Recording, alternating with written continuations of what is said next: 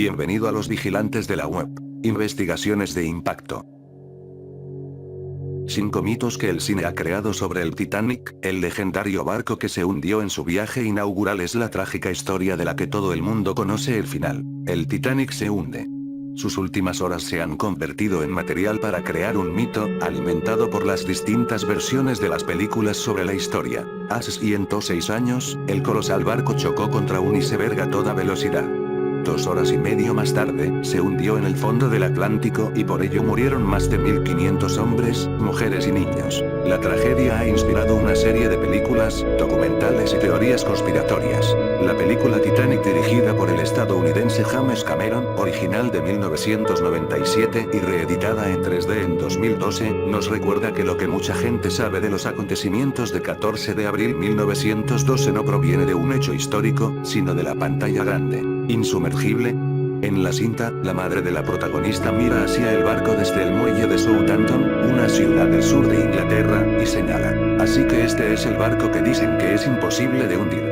Pero este es quizás el más grande mito que rodea al Titanic, dice Richard Wells, profesor de Sociología Cultural del King's College London, una universidad con sede en la capital británica. No es cierto que todo el mundo pensaba eso. Es un mito retrospectivo y genera una mejor historia. Contrario a la interpretación popular, su propietaria, la naviera White Star Line, nunca hizo una declaración contundente de que el Titanic fuera insumergible. Y, en realidad, nadie habló de que el barco era imposible de hundir hasta después del evento, sostiene Wells. Aunque el hundimiento apareció mucho en los noticieros del cine mudo de la época, había muy poco material de archivo de la propia nave. Esto porque el Titanic no fue una gran noticia antes de hundirse. Su buque gemelo, el Olympic, le robó protagonismo en su viaje inaugural desde Southampton a Nueva York en 1911. Tenía el mismo capitán que el Titanic, recorrió el mismo camino, tenían las mismas instalaciones de seguridad y el mismo número de botes salvavidas, o los mismos faltantes. La historia se convirtió en mito en cuestión de horas y, obviamente, a días del hundimiento, asegura el profesor del King's College. La última canción de la banda, una de las más bellas imágenes que ofrecen en muchas de las películas sobre el Titanic, es de la banda tocando mientras el barco se hunde. La leyenda dice que los músicos permanecieron en cubierta en un intento de mantener en alto la moral de los pasajeros, y que la última melodía que tocaron fue el himno Más cerca, mi Dios, a ti.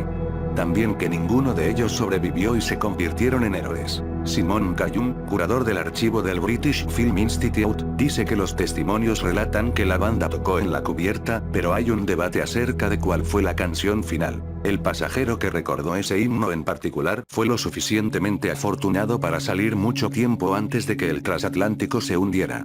En realidad nunca sabremos si los 7 músicos murieron, pero es una licencia poética, dice Callum. Paul Loudon Brown, miembro de la Sociedad Histórica del Titanic que trabajó como consultor en la película de Cameron, dice que la escena de los músicos en la película de 1958 A Night to Remember era tan maravillosa que el director decidió repetirla. La muerte del capitán Smith.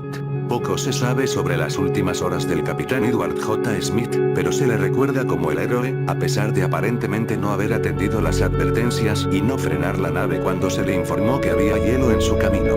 Él sabía cuántos pasajeros había en el barco y el número de espacios en los botes salvavidas y permitió que salieran parcialmente llenos, dice Loudon Brown, a quien no le gustan las representaciones excesivamente benévolas del capitán en el cine. Se dice que el primer bote salvavidas, con una capacidad de 65 personas, contenía tan solo 27 personas. Muchos de estos barcos salvavidas se fueron medio vacíos y no regresaron a recoger a los sobrevivientes. Smith es el responsable último de todas las fallas de la estructura de mando a bordo. Nadie más puede tener la culpa, añade Loudon Brown. El capitán Smith no emitió una orden general de abandonar el barco, lo que significa que muchos pasajeros no se dieron cuenta de que el Titanic estaba en peligro inminente. No había ningún plan para una evacuación ordenada, ni se hicieron simulacros de emergencia con antelación. John Graves, del Museo Nacional Marítimo de Londres, está de acuerdo en que en esa fatídica noche Smith parece haberse desvanecido en el éter. Él piensa que el capitán puede haberse traumatizado cuando se dio cuenta que no había botes salvavidas suficientes. El empresario malvado. Las historias que rodean a J. Bruce Ismay, el presidente de la compañía que construyó el Titanic, son muchas pero casi todas se centran en las denuncias acerca de su supuesta cobardía al escapar del barco que se hundía, mientras que los demás pasajeros, especialmente mujeres y niños, fueron abandonados a su suerte. Todos los guiones retratan a Ismay como un cobarde que intimidó al capitán para que condujera más rápido el barco y después salvó su propio pellejo al saltar al primer lugar disponible en un bote salvavidas. Cada cineasta ha encontrado que la traición es demasiado deliciosa para no incorporarla en su película, dice Paul Louden Brown. Si nos remontamos a donde comenzó todo, llegamos hasta William Randolph Hearst, el magnate de los diarios en Estados Unidos. Él e Ismay habían roto relaciones cuando el segundo no cooperó con la prensa en relación a un accidente en otro barco de la White Star Line. Ismay fue casi universalmente condenado en Estados Unidos y Hearst orquestó una campaña contra él, tildándolo de el bruto. Publicaron la lista de todos aquellos que murieron y en la columna de los sobrevivientes se leía un solo nombre: Ismay. Algunos sobrevivientes dijeron que subió al primer bote salvavidas, otros que pidió a su propia tripulación que se lo llevaran y el barbero del barco contó fue el propio oficial jefe el que lo puso en un barco. Sin embargo, Lord Mersey, quien dirigió la investigación británica sobre el hundimiento en 1912, llegó a la conclusión de que Ismay había ayudado a muchos otros pasajeros antes de encontrar un lugar para sí mismo en el último bote salvavidas que salió de estribor. Si no hubiera saltado en él simplemente se hubiera añadido una vida más a las que se perdieron, dijo. Louden Brown cree que retratar a Ismay como el villano es injusto y así lo planteó cuando trabajaba como asesor de Cameron. Una cosa que me dijeron fue esto es lo que el público espera ver, asegura. Ismay nunca superó la vergüenza de saltar a un bote salvavidas y se retiró de la White Star Line en 1913. Frances Wilson, autor de Cómo sobrevivir al Titanic. El hundimiento del J. Bruce Ismay, dice que siente simpatía por él y lo ve como un hombre común atrapado en circunstancias extraordinarias. Su desconcertante comportamiento en el Titanic se debió a la confusión en torno a su condición. Era un pasajero normal, como afirmaba, o como las investigaciones sugieren un supercapitán. Las personas a bordo actúan de acuerdo con su rango e Ismay no tenía ni idea de cuál era el suyo. Los pasajeros de tercera. Una de las escenas más emotivas de la película de Cameron retrata a los pasajeros de tercera clase retenidos bajo cubierta contra su voluntad, sin que se les permitiese llegar a los botes salvavidas. Richard Wells argumenta que no existe ninguna evidencia histórica para apoyar esto. Existían rejas que separaban a los pasajeros de tercera clase de los demás.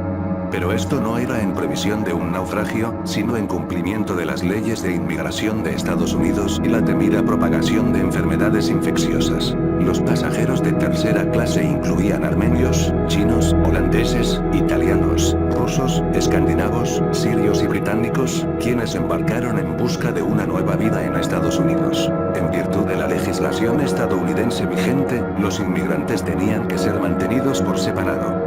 De manera que, antes de que atracara en Manhattan, el Titanic habría tenido que detenerse en la isla de Ellis, para que estos fueran sometidos a controles sanitarios y a los controles de inmigración, dice Orwell. Cada clase tenía acceso a su propia cubierta y a botes salvavidas asignados. Aunque el factor crucial es que en la sección misma de tercera clase del barco no fueron almacenados botes salvavidas. Los pasajeros de tercera clase tenían que encontrar su camino a través de un laberinto de pasillos y escaleras para llegar a la cubierta del barco.